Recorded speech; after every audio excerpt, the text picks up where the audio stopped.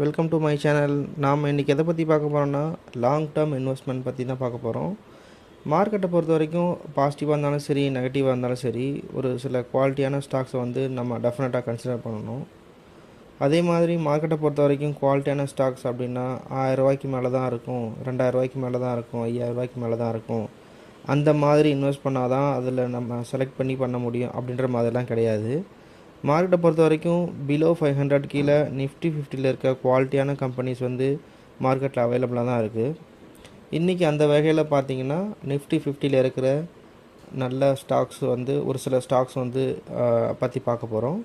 அதில் முக்கியமானது வந்து Wipro, Tata steel and ITC பற்றி டீட்டெயிலாக அனலைஸ் பண்ண போகிறோம். நிஃப்டி 50ல் வந்து ஜியோ ஃபினான்ஷியல் சர்வீஸும் ஆட் ஆக போகுது. இந்த மாதிரி டைமில் இந்த மாதிரி குவாலிட்டியான ஸ்டாக்ஸ் வந்து டெஃபினட்டாக நம்ம ஃபோக்கஸ் பண்ணலாம். அண்ட் ரிலையன்ஸ் ஸ்டாக் பற்றி நம்ம டீட்டெயிலாகவே டிஸ்கஸ் பண்ணணும். ரிலையன்ஸை பொறுத்த வரைக்கும் இவங்க வந்து ஐபிஎல் ஃப்ரீ டெலிகாஸ்ட் பண்ணுறதுலேருந்து, world cup football free telecast பண்ணுறதுலேருந்து, ஜியோ சினிமாஸ் வந்து எக்ஸலண்ட்டாக க்ரோத் பண்ணிகிட்டே தான் இருந்தாங்க. அதே மாதிரி டிஸ்னி கூட ஒரு மெர்ஜர் வந்து அனௌன்ஸ் பண்ணி அதை மெர்ஜ் பண்ணாங்க. ஸோ இது எல்லாமே ரிலையன்ஸ் இண்டஸ்ட்ரீஸ் வந்து அடுத்த லெவலுக்கு மூவ் ஆகிட்டு இருந்துச்சு. அந்த டைமில் தான் ஜியோ ஃபினான்ஷியல் சர்வீஸ் வந்து கூடிய சீக்கிரம் டீமெர்ஜ் ஆகுன்ற மாதிரி நியூஸ் கொடுத்தாங்க. அதுக்கப்புறம் அந்த ஸ்டாக் பார்த்திங்கன்னா ஒரு 2217 அந்த ரேஞ்சில் தான் டீலிஸ்ட் ஆச்சு. அதுக்கப்புறம் இந்த ஸ்டாக் வந்து ஒரு 210 வரைக்கும் போச்சு. அந்த டைமில் ஒரு 180 to 210 கிடச்சிது. அதுக்கப்புறம் இந்த ஸ்டாக் வந்து நல்ல ரிட்டர்ன் கொடுத்து 400 வரைக்கும் போச்சு. இப்போது மார்க்கெட் கரெக்ஷனில் வந்து ஒரு 300 சம்திங்கில் வந்து இந்த ஸ்டாக் ட்ரேட் ஆகிட்டுருக்கு. மார்க்கெட்டை பொறுத்த வரைக்கும் டாப் ஃபினான்ஷியல் கம்பெனிஸ்ன்னு பார்த்திங்கன்னா நமக்கு தெரிஞ்சு பஜாஜ் குரூப் தான் மெயின் குரூப்பாக இருக்குது. அதுக்கப்புறம் ஜியோ ஃபினான்ஷியல் சர்வீஸ் வந்துடுது. ஸோ பேங்கிங்கை பொறுத்த வரைக்கும் ஒரு தவிர்க்க முடியாத கம்பெனியாக வந்து ஜியோ ஃபினான்ஷியல் சர்வீஸ் மாறிட்டு வருது. இவங்களோட பிளானிங் வந்து எக்ஸிக்யூட் ஆகிட்டுருக்கு. அது எல்லாமே எக்ஸிக்யூட் ஆகி ஒரு 5 இயர்ஸ் எடுத்துச்சு அப்படின்னா அதுக்கப்புறம் இதோட க்ரோத் வந்து எக்ஸலண்ட்டாக இருக்கிறது நிறைய ஆப்பர்ச்சுனிட்டிஸ் இருக்குது. ஜியோ ஃபினான்ஷியல் சர்வீஸ் டீமெர்ஜ் ஆனதுக்கப்புறம் ஒரு கிளியரான பிளானிங் இல்லாமல் தான் இருந்துச்சு. ஸோ இவங்களோட ஒர்க் மாடல் வந்து டிஃபைன் பண்ணாமல் இருந்தாங்க. வெறும் இவங்க ஸ்டேட்மெண்ட் மட்டும்தான் கொடுத்துருந்தாங்க. இப்போ தான் வந்து step by step Jio financial சர்வீஸோட நெட்வொர்க்கிங் வந்து இம்ப்ளிமெண்டேஷன் போயிட்டுருக்கு. இப்போ தான் ரீசெண்ட் டைமாக வந்து பிளாக் ராக்கோட டைப் ஆகட்டும், இன்சூரன்ஸ் பிஸ்னஸ் ஆகட்டும், லோன் பிஸ்னஸ் ஆகட்டும், எல்லாமே என்ட்ரி கொடுத்துட்ருக்காங்க. இது எல்லாமே ஜியோ ஃபினான்ஷியல் சர்வீஸில் நெக்ஸ்ட் லெவலுக்கு கொண்டு போகிறதுக்கு தான் நிறைய பாசிபிலிட்டிஸ் க்ரியேட் பண்ணிகிட்டே தான் இருக்குது. ஜியோ ஃபினான்ஷியல் சர்வீஸ் வந்து கூடிய சீக்கிரம் நிஃப்டி 50ல் ஆட் ஆக போகுது. இதுவுமே வந்து பார்த்திங்கன்னா இந்த கம்பெனிக்கு ஒரு நல்ல அடிஷ்னல் பாயிண்ட்டாக தான் அமைய போகுது. ஏன்னா நிஃப்டி 50ல் ஆட் ஆக போகிற இதில் நிறைய மியூச்சுவல் ஃபண்ட் இன்வெஸ்ட்மெண்ட் பண்ணுறதுக்கு வாய்ப்பு இருக்குது. இந்த ஈவெண்ட் எல்லாம் நடக்கிறதுனால ரிலையன்ஸோட டார்கெட்டும் கூட இன்னும் 30% மேலே போகிறதுக்கு நிறைய வாய்ப்பு இருக்குது. இப்போ தான் ரீசெண்ட் டைமில் போனஸ் கொடுத்து முடித்தாங்க. அப்போது ஒரு 1200 சம்திங் ட்ரேட் ஆச்சு. ஸோ இன்னும் ஒரு 30% மேலே அப்சைட் போகிறதுக்கு நிறைய ஆப்பர்ச்சுனிட்டிஸ் வந்து இந்த ஸ்டாக் க்ரியேட் பண்ண தான் போகுது. அது மட்டும் இல்லாமல் கூடிய சீக்கிரம் ஜியோ வந்து லிஸ்ட் ஆக போகுது. அப்படி ஆகிறப்போ இது வந்து 3வது கம்பெனியாக முகேஷ் அம்பானி கிட்டே இருக்க போகுது. ஆல்ரெடி 2 கம்பெனியுமே நிஃப்டி 50ல் வந்துருச்சு. ஜியோ ஒரு குறிப்பிட்ட டைமில் நிஃப்டி 50ல் கொண்டு வந்துடுவாங்க. ஸோ அப்படி வர்றப்போ முகேஷ் அம்பானியோட குரூப்ஸ் கம்பெனி எல்லாமே வந்து எக்ஸ்ட்ரானரியாக பர்ஃபார்ம் பண்ணுறதுக்கு வாய்ப்பு இருக்குது. ஜியோவில் இன்வெஸ்ட் பண்ணுறதுக்கு இது ஒரு நல்ல ஒரு ஆப்பர்ச்சுனிட்டியாக கன்சிடர் பண்ணலாம். 5 to 10 இயர்ஸ் இந்த மாதிரி ஒரு லாங் ரன் கொடுத்தோம் அப்படின்னா நல்ல ரிட்டர்ன்ஸ் கெயின் பண்ணுறதுக்கு நிறைய ஆப்பர்ச்சுனிட்டிஸ் இருக்குது.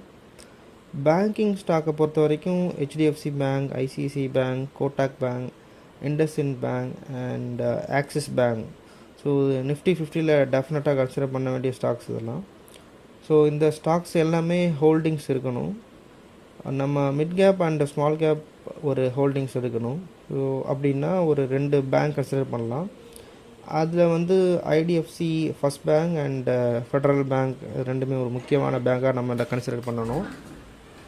ஐடிஎஃப்சி ஃபர்ஸ்ட் பேங்கை பொறுத்த வரைக்கும் இதுக்கு நல்ல ஃபியூச்சர்ஸ் growth இருக்குது. இப்போ தான் ரீசெண்ட் டைமில் வந்து ஐடிஎஃப்சி லிமிடெட் கூட ஐடிஎஃப்சி ஃபர்ஸ்ட் பேங்க் வந்து மெர்ஜ் ஆச்சு. இந்த மெர்ஜுக்கு அப்புறம் இந்த ஸ்டாக் வந்து ஒரு பெரிய ரிட்டர்னை கொடுக்காம தான் இருக்குது. இந்த லாஸ்ட் 2 to 3 இயர்ஸாக ஐடிஎஃப்சி ஃபர்ஸ்ட் பேங்க் வந்து எக்ஸ்பெக்ட் பண்ண அளவுக்கு ஒரு ரிட்டர்ன்ஸ் கொடுக்கல. எதனாலன்னு பார்த்தீங்கன்னா இது வந்து கொஞ்சம் வேல்யூவேஷன் வைஸ் காஸ்ட்லியாக தான் இருக்குது. இப்போது ரீசெண்ட் டைமில் கூட பார்த்திங்கன்னா இதில் இருக்கிற ஒரு மைக்ரோ ஃபினான்ஸ் வந்து ஆர்பிஐயோட ஒரு சின்ன ரெஸ்ட்ரிக்ஷன் இந்த ஸ்டாக் கூட கொஞ்சம் ஃபால் ஆச்சு. அதுக்கப்புறம் இவங்களோட கிளியரான எக்ஸ்ப்ளனேஷன் கொடுத்ததுக்கப்புறம் இவங்க ரிசர்வ் ஜாஸ்தி பண்ணதுனால அப்படின்ட்டு சொன்னதுக்கப்புறம் இந்த பேங்க் வந்து ஓரளவுக்கு வந்து ட்ரேட் ஆகிட்டுருக்கு. ஸோ ஒரு 100லேருந்து ஸ்டாக் வந்து இப்போது ஒரு 60+ வந்து ட்ரேட் ஆகுது. ஸோ இப்போயுமே பார்த்தீங்கன்னா இது ஒரு நல்ல வேல்யூவேஷன் ஸ்டாக் தான். இதையும் நம்ம லாங் டேர்ம் பாயிண்ட் ஆஃப் வியூவில் கன்சிடர் பண்ணுறது இருந்தால் ஐடிஎஃப்சி ஃபர்ஸ்ட் பேங்க்கையும் வந்து நம்ம டெஃபினட்டாக ஃபோக்கஸ் பண்ணலாம். ஸோ எஃப்எம்சிஜி பொறுத்த வரைக்கும் ஐடிசி வந்து ஒரு முக்கியமான கம்பெனியாக இருக்குது. ஸோ அதே மாதிரி வந்து ஐடி ஸ்டாக்கை பொறுத்த வரைக்கும் விப்ரோ வந்து ஒரு முக்கியமான கம்பெனியாக இருக்குது. ஐடிசியை பொறுத்த வரைக்கும் கூடிய சீக்கிரம் ஐடிசியிலேருந்து ஐடிசி ஹோட்டல் வந்து டீமர்ஜ் ஆக போகுது. விப்ரோ ஸ்டாக் வந்து இப்போ தான் ரீசெண்டாக 1:1 ரேஷியோவில் வந்து போனஸ் வந்து கொடுத்து முடிச்சிருந்தாங்க. ஸோ ஐடி செக்டாரை பொறுத்த வரைக்கும் நல்ல எக்ஸ்ட்ராடினரியான க்ரோத் வந்து இருக்குது. ஸோ 2030 வந்து நம்மளோட ஐடி இண்டஸ்ட்ரி அப்படியே டபுள் ஆகிறதுக்கு நிறைய பாசிபிலிட்டிஸ் இருக்குது. அதே மாதிரி நம்மளோட எக்கனாமிக் க்ரோத் வந்து ஸ்ட்ராங் ஆகிறப்போ ஐடி இண்டஸ்ட்ரீஸ் வந்து நல்லா பர்ஃபார்மன்ஸ் பண்ணுறதுக்கு நிறைய பாசிபிலிட்டிஸ் இருக்குது. ஐடி ஸ்டாக்கில் வந்து விப்ரோ கம்பெனியை பொறுத்த வரைக்கும் இவங்க ரெகுலராக வந்து பைபேக் கொடுக்குறதாகட்டும், அதே மாதிரி போனஸ் கொடுக்குறதாகட்டும், டிவிடெண்ட் கொடுக்குறதாகட்டும் எல்லாமே எக்ஸலண்ட்டாக பர்ஃபார்ம் பண்ணிட்டு தான் இருக்கிற கம்பெனியாக இருக்குது இது. ஸோ லாஸ்ட் ஒரு 15 இயர்ஸில் வந்து ஒரு 10,000க்கு நம்ம இன்வெஸ்ட் பண்ணியிருந்தோம்னா இப்போது ஒரு 5 lakhsக்கு மேலே இந்த கம்பெனி ஒரு நல்ல ரிட்டர்ன் கொடுத்துருக்கும். ஸோ விப்ரோ ஸ்டாக்கை பொறுத்த வரைக்கும் நீங்கள் ஒரு 2 to 5 இயர்ஸ் இந்த மாதிரி ஒரு டைம் பீரியட்ஸ் வந்து ரிட்டர்ன் கொடுக்கணும் எக்ஸ்பெக்ட் பண்ணாமல் ஒரு 10 to 15 இயர்ஸ் இந்த மாதிரி ஒரு லாங் ரன் கொடுத்தோம் அப்படின்னா கண்டிப்பாக வந்து எக்ஸலண்ட்டாக இந்த ஒரு க்ரோத் வந்து நமக்கு இருக்கிறதுக்கு நிறையா வாய்ப்பு இருக்குது. அதனால் ஐடி கம்பெனியில் இப்போது வந்து mostly Infosys, tech Mahindra, ITI, TCS, HCL இதெல்லாம் கம்பேர் பண்ணுறப்போ விப்ரோ ஸ்டாக் வந்து வேல்யூவேஷன் வைஸ் கொஞ்சம் அட்ராக்டிவாக தான் இருக்குது.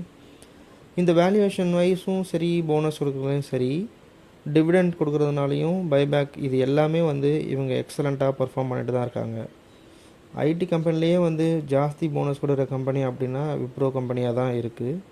ஸோ இதுவுமே வந்து ஒரு அட்ராக்டிவான வேல்யூவேஷனில் தான் ட்ரேட் ஆகிட்டு இருக்குது. ஆப்பர்ச்சுனிட்டி கிடச்சிச்சு அப்படின்னா நம்ம டிஸ்கஸ் பண்ண மாதிரி அபவ் 10 இயர்ஸ்க்கு மேலே வந்து ஹோல்ட் பண்ணால் இந்த ஸ்டாக் வந்து நம்ம கன்சிடர் பண்ணலாம். மார்க்கெட்டை பொறுத்த வரைக்கும் எஃப்எம்சிஜி செக்டர் வந்து ஒரு முக்கியமான செக்டராக இருக்குது. எப்போவுமே வந்து நம்ம லாங் டேர்மில் வந்து ஒரு போர்ட்ஃபோலியோவை க்ரியேட் பண்ணணும் அப்படின்னா 3 முக்கியமான செக்டரை வந்து டெஃபினட்டாக கன்சிடர் பண்ணணும். ஸோ அதில் ஃபஸ்ட்டு செக்டர் வந்து பேங்கிங் செக்டர், செகண்ட் செக்டர் வந்து எஃப்எம்சிஜி செக்டர், அண்ட் தேர்டு வந்து ஃபார்மா செக்டர். ஸோ இதை கன்சிடர் பண்ணோன்னா அதே மாதிரி கோல்டு அண்ட் இன்வெஸ்ட்மெண்ட்டையும் நம்ம டிஸ்கஸ் பண்ணணும். இப்போ நம்ம டிஸ்கஸ் பண்ண மாதிரி ஒரு ஃபினான்ஷியல் செக்டரை பொறுத்த வரைக்கும் நம்ம டிஸ்கஸ் பண்ண ஐடிஎஃப்சி ஃபர்ஸ்ட் பேங்க்கு சரி, ஜியோ ஃபினான்ஷியல் சர்வீஸும் சரி வந்து நல்லா பர்ஃபார்ம் பண்ணும். அதே மாதிரி எஃப்எம்சிஜியில் ஒரு முக்கியமான கம்பெனி அப்படின்னா ஐடிசி கம்பெனியாக தான் இருக்குது. ஐடிசியை பொறுத்த வரைக்கும் ஒரு பியூராக எஃப்எம்சிஜி கம்பெனியாக இல்லை அப்படின்னா கூட சீக்கிரம் வந்து இந்த கம்பெனி எஃப்எம்சிஜி கம்பெனியாக மாறுறதுக்கு நிறைய வாய்ப்பு இருக்குது. ஐடிசியில் இருந்து தனியாக வந்து டீலிஸ்ட் ஆகிறதுக்கு கூட வாய்ப்பு இருக்குது. அப்படி ஆகிறப்போ இந்த கம்பெனி வந்து நல்லா பர்ஃபார்ம் பண்ணும். ஐடிசியை பொறுத்த வரைக்கும் இவங்களுக்கு டொபாக்கோ பிஸ்னஸ் தான் வந்து மெயின் பிஸ்னஸாக இருக்குது. இது இல்லாமல் இவங்க அதர் பிஸ்னஸ்லையும் வந்து கான்சன்ட்ரேட் பண்ணிகிட்டே தான் இருக்காங்க. ஸோ அதர் பிஸ்னஸ்ன்னு போகிறப்போ இவங்களுக்கு வந்து காம்படிஷன் ஜாஸ்தியாக இருக்குது. ப்ராஃபிட் வந்து ரைஸ் பண்ண வேண்டியதாக இருக்குது. நிறைய ப்ராடக்ட் வந்து அப்கிரேட் பண்ண வேண்டியதாக இருக்குது. ஸோ நிறைய நியூ இன்வெஸ்ட்மெண்ட்டும் பண்ண வேண்டியதாக இருக்குது. ஐடிசியிலேருந்து ஐடிசி ஹோட்டல் வந்து டீமர்ஜ் ஆகும்னு சொல்லியிருக்காங்க. அப்படி ஆகிறப்போ ஐடிசி ஸ்டாக் வந்து ஒரு நல்ல ஃபியூச்சர் க்ரோத்தை கொடுக்கறதுக்கு வாய்ப்பு இருக்குது. இந்த மார்க்கெட்டை பொறுத்த வரைக்கும் இவங்க வந்து கூடிய சீக்கிரமே ஐடிசியிலேருந்து ஐடிசி ஹோட்டல் டீமர்ஜ் ஆகும். ஹோட்டலை பொறுத்த வரைக்கும் இவங்க ஒரு 40% வந்து ஹோல்டிங்ஸ் வாங்கிக்குவாங்க. ரிமைனிங் இருக்கிற 60% தான் வந்து ஷேர் ஹோட்டலுக்கு பிரித்து கொடுக்க போகிறாங்க. ஸோ அதனால் 10:1 ரேஷியோவில் வந்து நமக்கு கிடைக்கிறதுக்கு நிறைய வாய்ப்பு இருக்குது. ஸோ இதையுமே அவங்க அனலைஸ் பண்ணணும். இது எப்படின்னா, எக்ஸாம்பிள் நம்ம ஒரு 100 ஷேர்ஸ் வந்து ஐடிசியில் வச்சுக்கிறோம்னா, ஐடிசி ஹோட்டலில் வந்து டீமர்ஜ் ஆனதுக்கப்புறம் நம்மளுக்கு ஒரு 10 ஷேர் வந்து எக்ஸ்ட்ரா வரும். ஸோ நம்ம ஒன்றுமே பண்ணாமல் நம்மளுக்கு அடிஷ்னலாக வரும். ஸோ இதையும் கன்சிடர் பண்ணணும். ஸோ 2024 எண்டுக்குள்ளே கிடைக்கும். அப்படி இல்லைன்னா 2025 ஃபஸ்ட் குவார்ட்டரில் கிடைக்குன்றதுக்கு நிறைய வாய்ப்பு இருக்குது. ஸோ அப்படின்ற மாதிரி சொல்லியிருக்காங்க. ஸோ இது எல்லாத்துக்குமே ஐடிசி ஷேர்ஸ் வச்சுக்கிறவங்களுக்கு ஐடிசி ஹோட்டலோட ஷேர் கிடைக்கிறதுக்கு நிறைய பாசிபிலிட்டிஸ் இருக்குது. அதுவும் வந்து ஒரு 6 மந்த்துக்குள்ளே கம்ப்ளீட் ஆகிடும் மோஸ்ட்லி. அண்டு நெக்ஸ்ட் கம்பெனி அப்படின்னு பார்த்தீங்கன்னா, அது ஸ்டீல் செக்டரில் ஒரு முக்கியமான கம்பெனி. அது என்னென்னா டாடா ஸ்டீல்னு சொல்லலாம். ஸோ டாடா ஸ்டீல் சொல்லலாம், எப்போ வந்து நம்மளோட இந்தியன் இன்ஃப்ராஸ்ட்ரக்சர் வந்து ஒரு நல்ல க்ரோத் இருக்குதோ, வேர்ல்டு எக்கனாமி நல்லா ஸ்ட்ராங்காக இருக்கோ, இன்ஃப்ராஸ்ட்ரக்சர் டெவலப்மெண்ட் நல்லா இருக்குது அப்படின்னா, அப்போல்லாம் வந்து இந்த ஸ்டீல் ஸ்டாக்ஸ், அதாவது இந்த டாடா ஸ்டீல் மாதிரியான கம்பெனிலாம் வந்து எக்ஸலண்ட்டாக ஒரு ரிட்டர்ன் கொடுத்துருக்கு.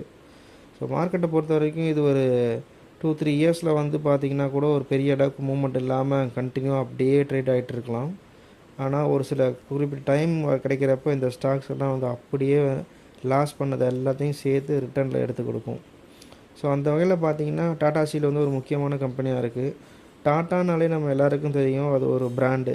ஸோ அதில் டெஃபினட்டாக இன்வெஸ்ட் பண்ணலாம். ஸோ டாடா ஸ்டீலை பொறுத்த வரைக்கும் இந்த ஒரு மெர்ஜர் ப்ராசஸ் எல்லாமே நடந்துகிட்ருக்கு. ஸோ அதர் கண்ட்ரீஸில் இருக்க பிஸ்னஸையும் வந்து இவங்க கடன் குறைக்க வச்சுக்கிட்டு இருக்காங்க. ஸோ அப்படி பண்ணுறனால கூடிய சீக்கிரம் இந்த கம்பெனி வந்து இதில் இருக்கிற கடன் எல்லாம் கம்ப்ளீட் ஆகுது அப்படின்னா ஒரு நல்ல ரிட்டர்ன் கொடுக்கறதுக்கு மோஸ்ட்லி நிறைய பாசிபிலிட்டிஸ் இருக்குது. இது இம்மிடியேட்டாக நடந்துராது.